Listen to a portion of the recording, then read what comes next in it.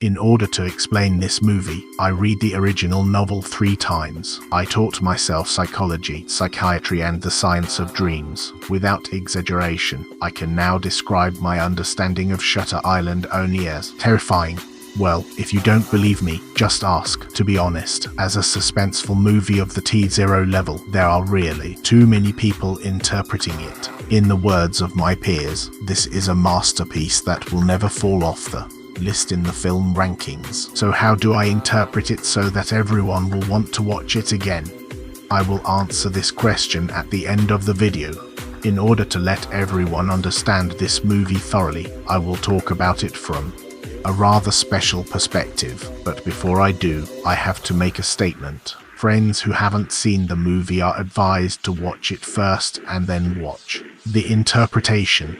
Those who feel that their comprehension ability is not good and those with low IQ are advised not to watch it. Okay, the remaining high-end, sophisticated, rich and handsome people, let's enter the world of the madman together. To understand this movie, we need to find the key to unlock it. That key is the 2 approaches to psychiatric treatment. The first is the biological model. This theoretical perspective holds that mental disorders in terms of emotional, behavior and cognitive processing are caused by abnormal biological processes. In other words, if someone is mentally ill, it is most likely because of damage to the integrity of the brain structure or an imbalance of brain neurochemicals. Therefore, the treatment methods are usually electroconvulsive therapy, chemical, drug therapy, or in severe cases, direct neurosurgical operations. This is the treatment method supported by the supervisory committee headed by Dr. Nalin. In the movie, the second is the psychoanalytic model proposed by Freud. This theoretical perspective holds that a person's psychology and behavior, whether normal or pathological, occurs in a dynamic form through the interaction of various factors. Therefore, the treatment method of psychoanalysis is to understand the patient's subconscious desires and motives, understand the patient's response to frustration, conflict or stress, appreciate the psychological significance of the patient's pathology and symptoms, and then guide and explain to the patient to help them understand their own problems. Although this treatment method has no side effects, it is time-consuming and laborious, and it takes a long time to see results. It is generally not used. In the movie, the head of the psychiatric hospital, Dr. Corley, and Andrew's Dr. Sean support this treatment method. Once we understand these 2 concepts, we will find the movie much more understandable and reasonable. So this is the story of the movie. Andrew is an American soldier who fought in World War II. After the war, the cruel reality of the concentration camps had a huge impact on his values, causing him to develop severe post-traumatic stress disorder. After leaving the army, he became a federal police officer, but the post-traumatic stress disorder had a particularly severe impact on his life, forcing him to numb himself with alcohol. This caused him to neglect his wife, who was suffering from depression, and their 3 lovely children. One day, his wife set fire to the apartment to get his attention. The family then moved to a lakeside cabin far away from the city. But even after moving there, he still ignored his family, until one day, Andrew came home from work and saw his wife sitting in a chair, soaking wet. His 3 children had drowned in the lake. The immense pain instantly crushed Andrew. He was overcome with grief. He was in pain. He was completely out of his mind. He shot his wife dead. After being arrested, Andrew was diagnosed with mental illness, so even though he had committed murder, he was sent to the psychiatric hospital on Shutter Island for treatment. Shutter Island is an isolated island in Boston Harbor, and there is only one psychiatric hospital on the island. It only accepts inmates who have committed serious crimes and suffer from mental illness, so it is both a mental hospital and a prison. After being sent to Shutter Island, Andrew split off another self in his mind in order to escape from reality. He rearranged his name and named the split-off self Teddy, and imagined a complete story for this self. In this story, he is a federal agent who is ordered to go to a mental hospital on Shutter Island with his partner Chuck to investigate the disappearance of a mental patient. But there is also something personal in this investigation. In the story he imagined, his wife was killed in a fire caused by a mistake of a repairman, and this person was later imprisoned on Shutter Island. So he wants to find this person to take revenge. And as the investigation deepens, he also discovers that there seems to be some hidden secrets in this mental hospital. So he added another duty to himself, which is to find out the truth about this secret and make it public. I have to say that Andrew really has the potential to be a screenwriter, because this story is really exciting. During the 2 years he was locked up in the psychiatric hospital, the medical staff found that every time a heavy rainstorm came, Andrew would fall into this story of his own fantasy, repeatedly forgetting and restarting again and again. Almost everyone in the entire psychiatric hospital knew the script by heart. Plus, he was a veteran soldier who had seen a lot of action, so not only ordinary people, but also 2 or 3 guards could not overpower him. Everyone could only accompany him in his acting, but even so, he would occasionally hurt some people, like George 2 weeks ago. So in order to make Andrew into an obedient patient, the supervisory committee decided to perform a procedure called lobotomy on him.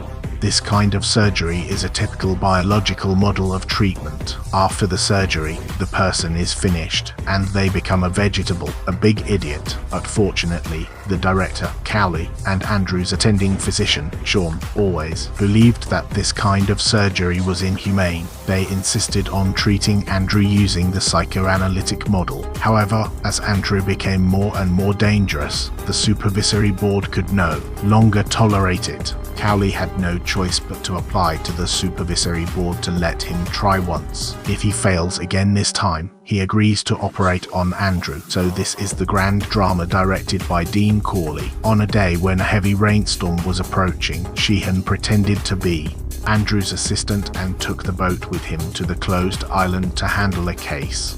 Friends who saw this for the first time will definitely be puzzled. What kind of boat is this, and why are there handcuffs and shackles everywhere? What else could it be? If there is not enough money, just pretend it is a boat used to transport prisoners. Because of his experience of drowning 3 children, Andrew vomits uncontrollably after boarding the boat. To help Andrew adapt as quickly as possible, Sheehan gives him a cigarette in time. Of course, this cigarette is not an ordinary cigarette, as it has been laced with chlorpromazine to control his symptoms. If he doesn't take it regularly, he will easily lose control. Then there is another plot that will seem illogical when watching the original film. As partners, they have been on the boat for so long that they only greet each other when they see each other, which only shows that Andrew woke up on the boat.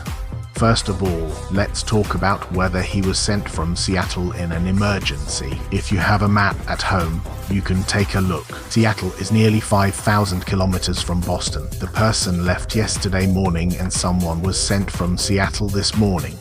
It's as unreasonable as it gets, but Andrew, who is obsessed with his fantasies, doesn't care about any of this. After arriving on the island, Andrew noticed that the guards here were too nervous. They all stared at him. Of course, if you go crazy, we may not be enough. Then the vice president personally led the 2 of them to the psychiatric hospital. Along the way, Andrew saw that many guards seemed to be searching for something. Well, I'm glad you know. Isn't this overtime thanks to you? The first thing the vice president of the psychiatric hospital did was to confiscate the guns. Since the guns were toy guns, they had to be confiscated quickly before they revealed the truth. Andrew then quickly handed over his gun, while Sean, as it was the first time he had been there, took a long time to take it off. Pay attention to the vice president's expression at this time. Oh my, hurry up, or you'll reveal the truth again. After collecting the guns, the deputy warden introduced that there were a total of 3 wards here. The one on the left was the female ward, the one on the right was the male ward, and the one at the far end was the prison ward where the most serious criminals were held. In order to enter the prison ward, they must have written documents from him and the warden, and one of them must personally accompany them. Andrew then went straight to the point and asked about the escaped female patient, but the deputy warden said, "Let's go, I'll take you to see Dr. Corley. He will tell you in detail why. Why didn't he say anything?" Nonsense. This script was written by Cowley, and that's all he has. If he says anything else, it'll be obvious. Pay attention to the shots of the patients here. They are all wearing handcuffs and leg irons, and at the end of the movie, you can see that none of the patients outside are wearing them anymore. This is enough to show that even the patients are cooperating with Andrew at this moment. Andrew doesn't think so. This eerie and terrifying scene made him begin to suspect that there was some kind of hidden secret here. After meeting Cowley, Andrew finally learned some details of the case from him. The escaped female patient was Rachel, who had drowned her 3 children. She had been locked up here for 2 years, but for those 2 years she had always thought she was at home and imagined everyone in the hospital as the people around her, such as the milkman, the postman, and so on. And these words were deliberately said to Andrew by Cowley in order to awaken his memory.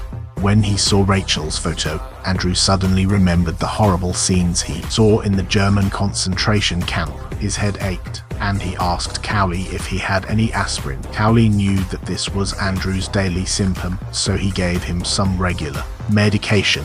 Then Cowley continued, "Last night she disappeared like the wind. The door was locked. The only window was nailed shut. The guard was on duty the whole time, and no one saw her go out." As soon as Cowley came up, he threw an unsolvable mystery room case, just to let Andrew find a loophole.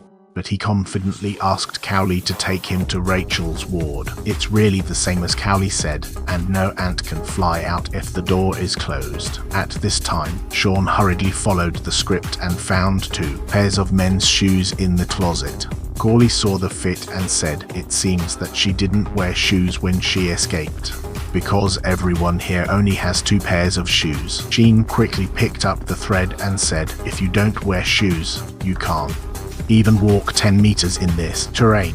But Andrew would not care about these loopholes. Then he found a piece of paper under the bed that had been deliberately left exposed, which said who was patient 67. The note was obviously left there by Cowley on purpose to remind Andrew that he was patient 67, but Andrew couldn't possibly remember because this was a world of his own imagination, and whenever he encountered something unreasonable, he would activate his self-defense mechanism. The defense mechanism is a term used in psychoanalysis to describe the intense anxiety and guilt caused when the ego is threatened by the id and superego. The anxiety will unconsciously activate a series of defense mechanisms to protect the self in a way that distorts reality, thereby alleviating or eliminating anxiety and pain.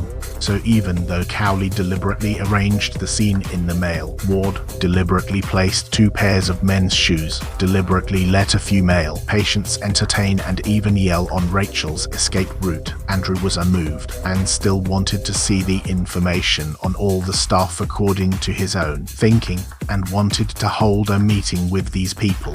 When Cowley heard this, his head was spinning. This is a major project. In order to deal with the meeting, he had to arrange for Andrew to visit the search of the deputy speaker first. The actors here have been waiting for a long time, and they are all listless, except for the deputy warden, who is still dedicated, explaining to Andrew how dangerous this place is. No one can leave without a ferry. Any bodies would be washed back to shore.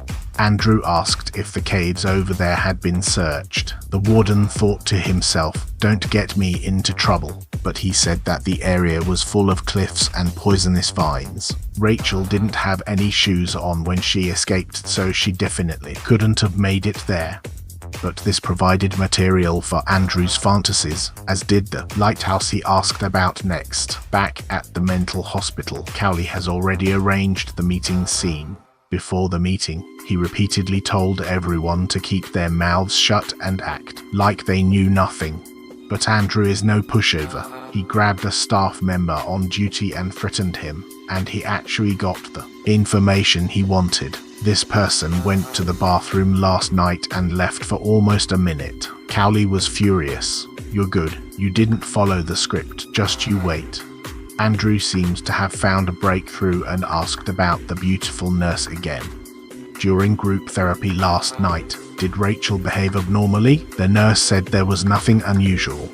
She just complained as usual that it was going to rain again and the food was not good enough, etc. Notice that the medical staff present all laughed at this time. Why did they laugh? Because these are the things Andrew loves to say and they hear them a lot. At this time, Andrew asked if a doctor was present. The nurse was a bit out of character and said yes, doctor. Sean was there. Note that she immediately realized she had said the wrong thing after she finished speaking, and her eyes kept glancing at Sean. Look again at Sean's expression, pretending to take notes, but in fact he is looking helpless. Andrew turned to ask Dr. Sean why he wasn't here. At this point, looking at the nurse's expression, it was obvious that she was relieved. Corley responded very quickly, saying that he took the ferry this morning and went on vacation. At this point, Dr. Sean hurried over to cooperate, saying, "You just ran away from a very dangerous patient. It's unreasonable to let the attending doctor go on vacation." At this time, Cowley cleverly made a joke, saying, "It's okay, he's just a doctor." After acting all day, Cowley was finally able to go home from work. Before leaving, he asked, with a mouthful, "If I want a drink later, do you want to come to my house and have a seat?" Who would have thought that Andrew would agree without even saying no? When they arrived at Cowley's luxurious home, a piece of music evoked Andrew's memories of the war. In Cowley's home, there was also someone waiting for a long time, Dr. Nayland. As soon as Dr. Nayland saw Andrew, he couldn't help but show his attitude towards his patients. He repeatedly pointed out that Andrew had a very strong defense mechanism. Dr. Nayland's unfriendly attitude towards Andrew made Andrew appear a little irritable. He asked to see Dr. Sheehan's files, but Dr. Naring refused on the spot, so he angrily quit his job and said he would take the ferry in the morning. That night, the two of them were arranged to spend the night in the duty room. Why was it arranged here? Because if Andrew went crazy, the staff here could stabilize the situation in time. Lying in bed, Sheehan tentatively asked Andrew, "Do you really want to stop the investigation?" Andrew, however, was seriously analyzing the experiences of the day and had no intention of stopping the investigation. During the night, Andrew had a dream in which he saw his dead wife holding a bottle of wine, asking him when he was going to wake up. Then ashes drifted through the room, and the two of them, who had been in the apartment a second ago, suddenly found themselves at the lake cabin. His wife told him that Rachel was here, and so was Reddy. Reds is the worker who indirectly burned his wife in Andrew's fantasy. Note that the woman is wet but burning from the inside out. Together with the ashes all over the room, it looks exceptionally sad and incredibly strange. In fact, Andrew mixed reality and fantasy in this dream. His fantasy wife was burned to death, but in reality his wife was killed by him by the lake.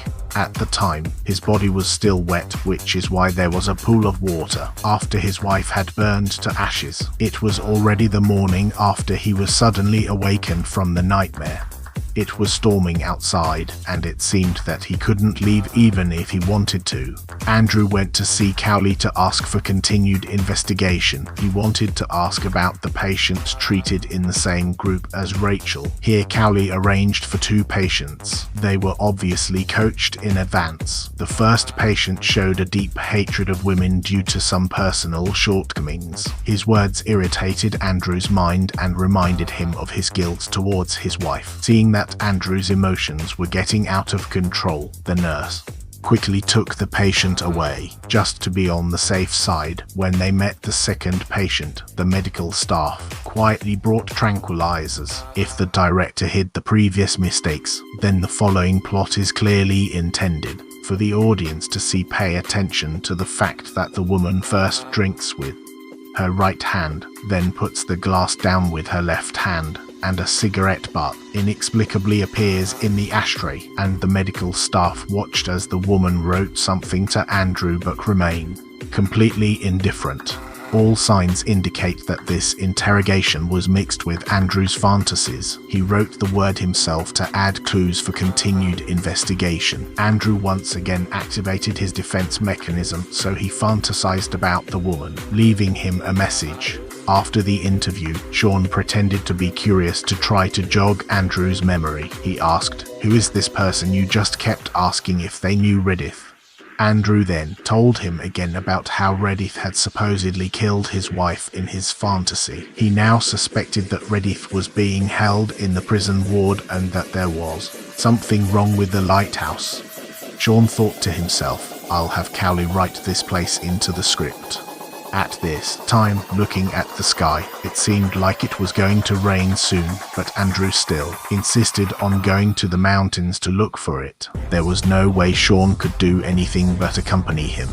On the way, Sean pretended to ask Andrew again, "When you were asking questions just now, did the female prisoner say something to you?" Looking at Sean's sincere expression, Andrew took out his notebook, and inside was written in big letters the word "run." Looking at this word, Sean was also a little helpless. It seemed that Andrew's illness had worsened. Suddenly, a violent storm broke out, and the two men narrowly escaped death and took shelter in a small cabin. Here, Andrew told Sean about his experiences in the concentration camp. He claimed that it was the most inhumane killing in the world. He thought that the war was over and that this kind of killing would never happen again. But he didn't expect that something similar was still happening on this island, where they were standing at this very moment. Sean asked what you really wanted to do here. Andrew said, "I want to collect evidence and expose the scandal of the mental hospital using patients for human experiments." After hearing this, Sheen shook his head helplessly. This is just adding to the drama. At this time, the vice president drove up and found them and took the two of them back to the mental hospital. Since their clothes were all wet, they had to change into medical clothes. In the evening, Andrew wanted to ask Cowley something, but accidentally barged into the hospital's high-level meeting. He overhears the men discussing whether or not to move the inmates from the prison ward. As the rain is getting heavier, it would be a problem if the power system were damaged. Andrew hears them say that there are 66 patients in the three wards combined, so he interrupts and says, "Have you forgotten one thing?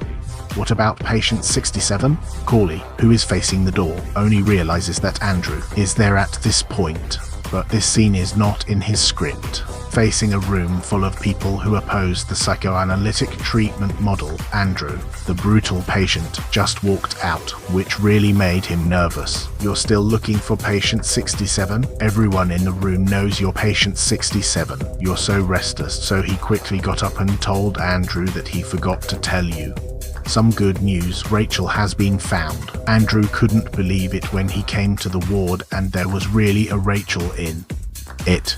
Of course, this was a nurse pretending to be Rachel, and Sean deliberately reminded her that she had no injuries and her feet were clean. Sean tried hard to make Andrew discover the loophole, but every time this happened, the defense mechanism kicked in, making him choose to avoid, ignore, and disregard it. So Andrew asked the woman a strange question. "Have you seen a dangerous person handing out flyers around here?"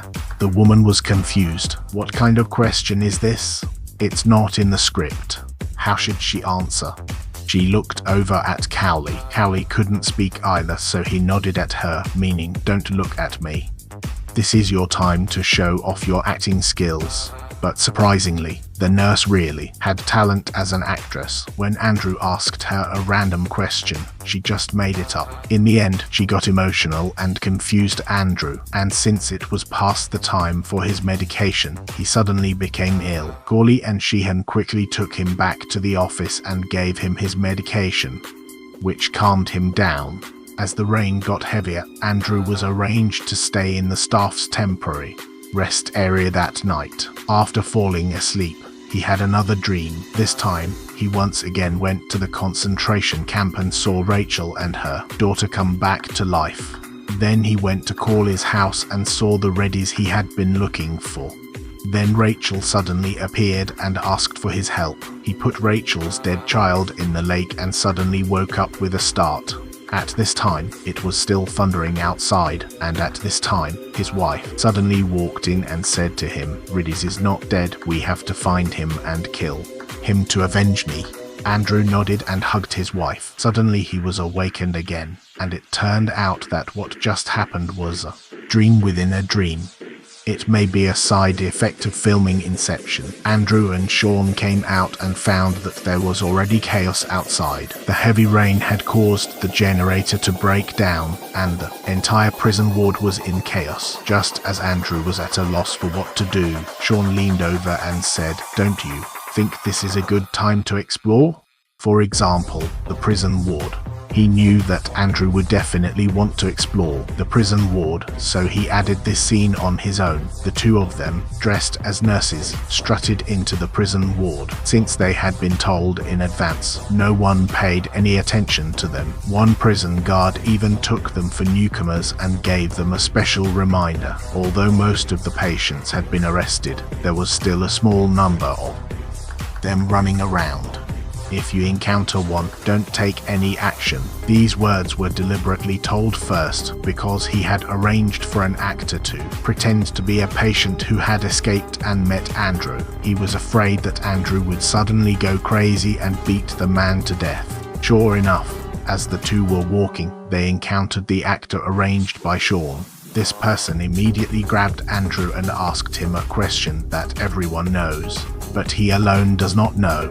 This was a scene deliberately arranged by Sean to remind Andrew that you have been locked up here for 2 years and you have no idea what has happened outside. Unfortunately, this trick did not work and the defense mechanism kicked in. Andrew seized the opportunity to quickly fight back and nearly strangled the man. At the critical moment, Sean and the prison guard rushed over to stop Andrew's violence. Then Sean deliberately left Andrew alone, prompting him to find an old friend. The man is called George and is the patient Andrew injured 2 weeks ago. Why did Sheen arrange for the two to meet? Of course, as before, it was to awaken Andrew's true personality, but unfortunately, it failed. If you look closely, you will see that this conversation is exactly the same as when Andrew questioned the female patient. The flickering lights and incoherent questions and answers all show that Andrew did not find the answers he was looking for here, so his defense mechanism kicked in and he started fantasizing again. The satisfactory answer he conjured up was that Reddit had been transferred to the lighthouse. At this point, Sean appeared in time to take Andrew away from the prison with a new clue. Andrew couldn't wait to go to the lighthouse, but then Sean said he had found Reddit's medical records. However, due to his defense mechanism, Andrew didn't want to read them and was intent on going to the lighthouse as soon as possible.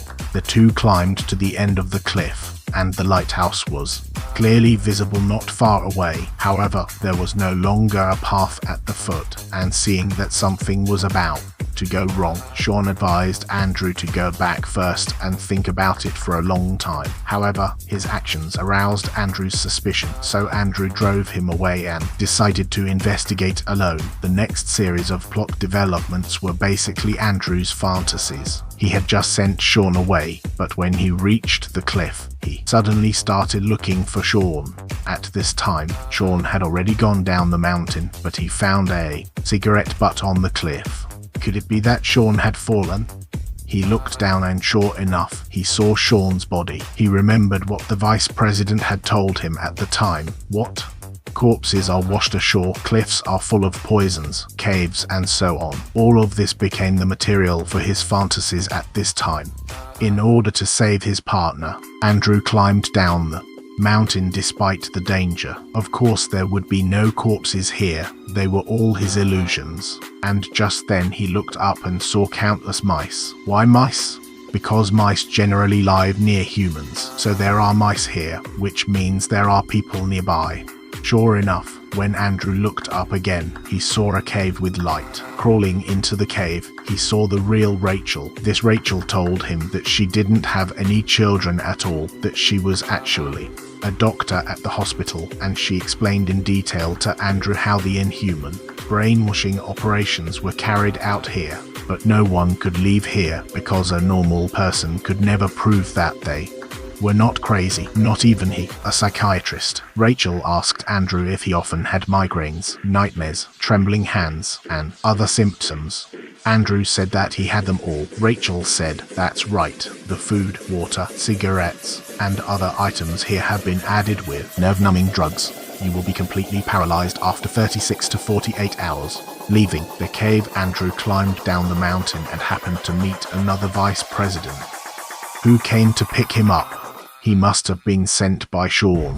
When he returned to the asylum, Andrew found that the door was unlocked, despite a bright sign nearby saying that it must always be closed. Further inside, all the doors were open, and Andrew began to doubt, because in his memory, these doors were locked. Then he saw a large group of people walking out, as if they had just finished a meeting.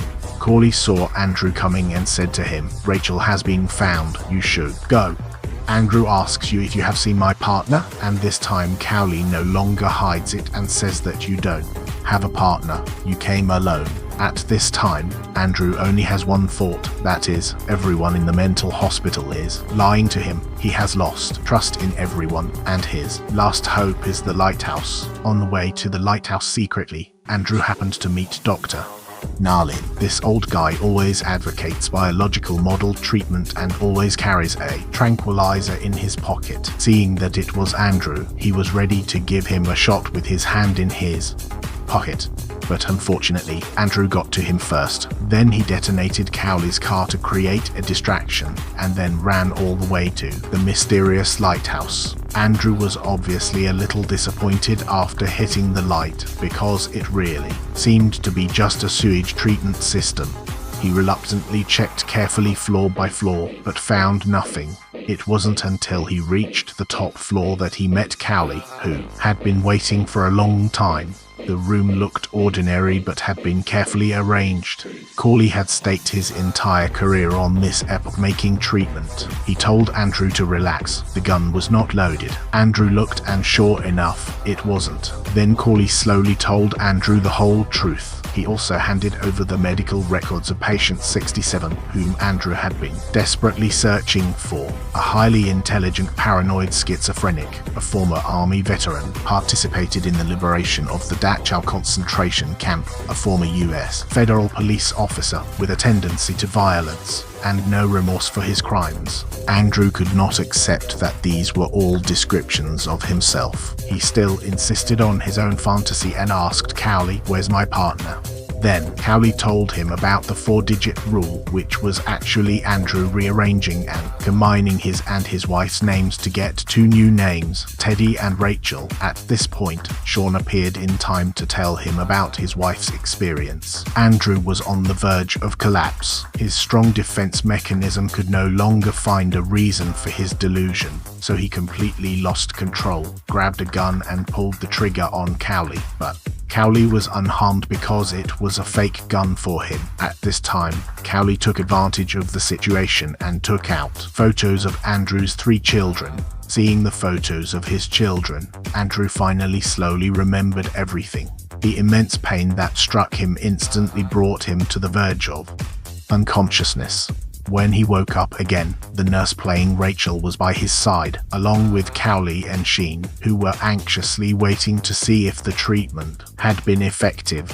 Their hard work paid off, and this time Andrew finally came round. He remembered everything, and why, because 9 months ago Andrew had also come round, but after a while it was like rewinding a tape, and the delusion started again, and Cawley and Sean, in the face of enormous pressure and doubt, never gave up on him. The next morning, Andrew sat in the doorway, thinking about life. A few people, including the dean, seemed to be discussing something in the distance. At that time, Sean came over and handed him a cigarette, asking him how he felt. Andrew said he was fine. Sean, of course, came with a mission. He needed to test Andrew to see if he had fallen into fantasy again. However, Andrew's next words greatly disappointed him. Andrew said, "We're leaving here and going back to the mainland." Sean was really helpless, and he shook his head at Cowley. In his opinion, Andrew must have restarted his fantasy again. Cowley received the signal and seemed to have made a difficult decision. Then the deputy speaker signaled for action. However, when he saw the paramedic walking over with a sedative, Andrew calmly told Sean, "In this place, I've always wondered about one thing, which is worse, living like an animal or dying awake." After saying this, Andrew firmly walked towards the paramedics. Sean called him Teddy, but he seemed to have completely ignored him, because at this time he was Andrew Leeds, and seeing so many people, one might wonder whether Andrew finally woke up.